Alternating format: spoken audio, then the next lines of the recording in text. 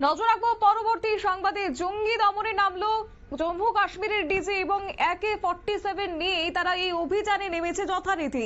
সেই জায়গা থেকে অনেক রাত পর্যন্ত তারা অভিযানে অংশ নিয়েছে এবং এও জানানো গেছে যে কর্মীদের মনোবল বাড়াতে এই প্রথম কোন ডিজি জঙ্গি দমনে অংশগ্রহণ করলেন।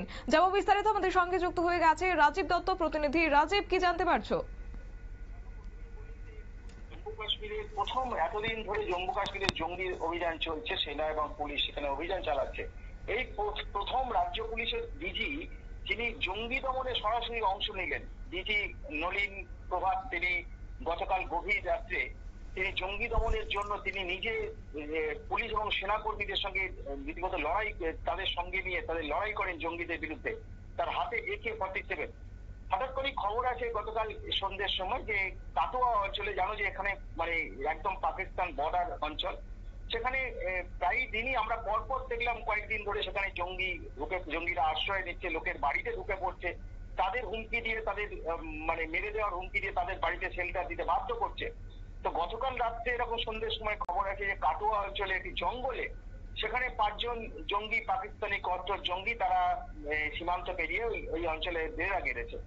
তো এই খবর আসার পরই কিন্তু রাজ্য প্রশাসনকে জানানো হয়, পুলিশ প্রধানকে জানানো হয় এবং পুলিশ প্রধান, রাজ্য পুলিশের প্রধান ডিজি নলিন প্রভাত, তিনি সরাসরি চলে আসেন কাটোয়ার যে সেনা ক্যাম্প রয়েছে সেই সেনা ক্যাম্পে চলে আসেন এবং তিনিও হাতে AK-47 নিয়ে জঙ্গলে ঢুকে যান জঙ্গি দমনের জন্য। তো আমাদের কাছে খবর যে প্রায় সারা রাত তিনি এই সেনাবাহিনীর সঙ্গে এবং পুলিশ কর্মীদের সঙ্গে ছিলেন এবং তিনিও গুলি চালিয়েছেন জঙ্গি দমনের জন্য। কিন্তু লড়াই চলছে, এখনো পর্যন্ত কিন্তু লড়াই চলছে। তো এখনো পর্যন্ত এই 5 জঙ্গির কাউকে ট্রেস করা যায়নি। তবে এই প্রথম কোন ডিজি র্যাঙ্কের ডিজি যিনি ওখানে গেলেন, যে পুলিশ এবং সেনাকর্মীদের উৎসাহিত করলেন। কেন করলেন না, কর্মীদের নিরাপত্তা কর্মীরা তারা ওখানে লড়াই করছে দীর্ঘদিন ধরে, যে কাশ্মীরে যেন পাকিস্তানি জঙ্গি এবং ISI এর লোকেরা তারা কাশ্মীরে উত্তপ্ত করছে এবং তাদের বিরুদ্ধে অভিযান চলছে। ভারতীয় সেনা রয়েছে, BSF রয়েছে, আর জম্মু কাশ্মীর পুলিশ রয়েছে। তো দীর্ঘদিন ধরে অভিযান চলছে এবং সেই অভিযানে কিন্তু সাধারণ মানুষ, কাশ্মীরে তো 90% মানুষ বলো, সেটা ভারতের সঙ্গে সেনাবাহিনীর সঙ্গে সহযোগিতা করছে। খুব সামান্যতম অংশ তারা কিন্তু বিরোধিতা করছে, তারা ভয়ে বিরোধিতা করছে, কারণ পাকিস্তানের জঙ্গিরা তাদের ঢুকে বাড়িতে আশ্রয় নিচ্ছে। এবং গত কয়েকদিন আগে দেখবে যে একটি বাড়িতে ঢুকেছিল কাটোয়াতে, এবং সেখানে কাটোয়া অঞ্চলে, এবং সেখানে গিয়ে তারা যে পরিবারের একজন নার্সারিতে ঢুকে পড়েছিল, তো সেখানে ঢুকে তারা হুমকি দিয়েছিল, না আশ্রয় দিলে তারা কিন্তু মেরে ফেলবে তাদের। তো তারা কোনো রকমে পালিয়ে আসে, পুলিশকে খবর দেয়, অভিযান চলে, ধরা এবং মারা যায়, পুলিশের গুলি এবং সেনাবাহিনীর গুলিতে মারা যায়। তবে অত্যন্ত একটা মানে এটা যেটা করা হয়েছে যে উনি উৎসাহিত করতে গেছেন যে দমনে সেনাবাহিনীর মনোবল, কারণ যদি সিনিয়র অফিসার, ডিজি র্যাঙ্কের অফিসার, তিনি সরাসরি তাদের উৎসাহিত করেন, তারাও এই জঙ্গিদের বিরুদ্ধে লড়াই করতে উৎসাহিত হবে। তাই সেই কারণেই তিনি গতকাল রাত্রে খবর পাওয়ার পরই কিন্তু তিনি ওইখানে ঘটনাস্থলে পৌঁছে যান এবং তিনি লড়াই করেন। এবং আমরা আমাদের কাছে খবর, তার সঙ্গে সঙ্গ দিয়েছিলেন ওই IG, ওই জম্মু কাশ্মীরের যিনি IG রয়েছেন, তিনি DIG, পুলিশ সুপার, তারা কিন্তু প্রত্যেকেই কাল ঘটনাস্থলে ছিলেন ডিজির সঙ্গে। এবং ডিজি ওখানে তারপরে যেটা মানে জঙ্গিদের যদিও খুঁজে পাওয়া যায়নি, অভিযান চলছে, এখনো তল্লাশি চলছে, কারণ জঙ্গল ঘিরে রয়েছে সেনাবাহিনী এবং পুলিশ, যে 5 জন জঙ্গির খোঁজে, কারণ গভীর জঙ্গল খুঁজে পাওয়া যাচ্ছে না, কারণ ওই অঞ্চলটা পাকিস্তানের খুব কাছাকাছি হওয়ার জন্য ওখানে ঢুকে তারা ভারতবর্ষে ঢুকে পড়ে বেশ কয়েকবার। এই গত মানে 2 সপ্তাহের মধ্যে বেশ কয়েকবার জঙ্গি আনা হলো এই অঞ্চল, কাটোয়া অঞ্চলটা। অর্থাৎ এই জায়গাটাকে কিন্তু অত্যন্ত মানে সেন্সিটিভ জায়গা।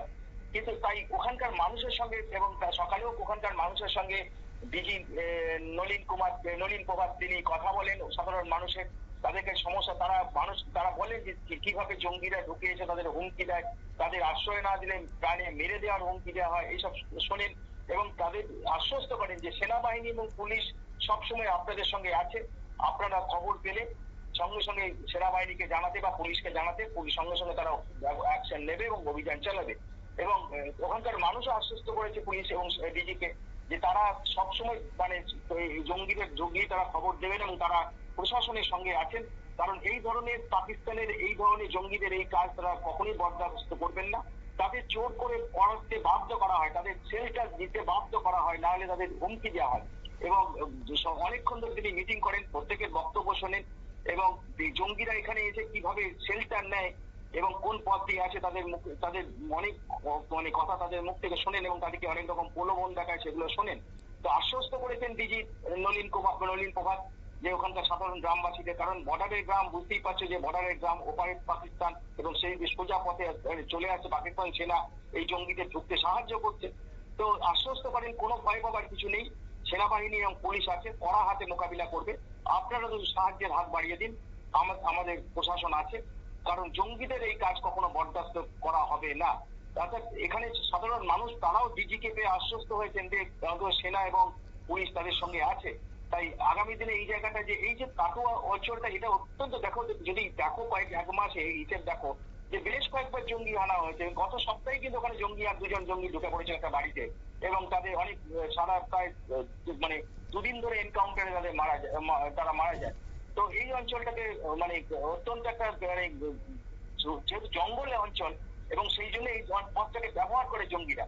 তাই 5 জন ঢুকে পড়ে তাদের খোঁজে তল্লাশি চলছে। আর মনে করা হচ্ছে যে তারা গভীর জঙ্গলে চলে গেছে। যাই হোক, পুরো এরিয়া ঘুরে এখন ঘিরে রাখা হয়েছে এবং ঘিরে তল্লাশি চলছে। তবে ওখানকার মানুষও আশ্বস্ত হয়েছেন, সেনাবাহিনী এবং পুলিশ তারাও পুলিশ কর্মী, তারা যারা ওখানে সেনা দমন, যারা জঙ্গি দমনে কাজ, তারাও উৎসাহিত যে ডিজি নিজে AK-47 নিয়ে তাদের সঙ্গে সারা রাত ধরে জঙ্গিদের মোকাবিলা করেছে। শতাব্দী, ধন্যবাদ। অর্থাৎ একদিকে জঙ্গি দমন, অন্যদিকে সেনাবাহিনীর মনোবল বাড়ানো, আর যার কারণেই সোমবার রাত থেকে AK-47 হাতে নিয়ে জঙ্গি দমনে নেমেছেন খোদ জম্মু কাশ্মীরের ডিজি।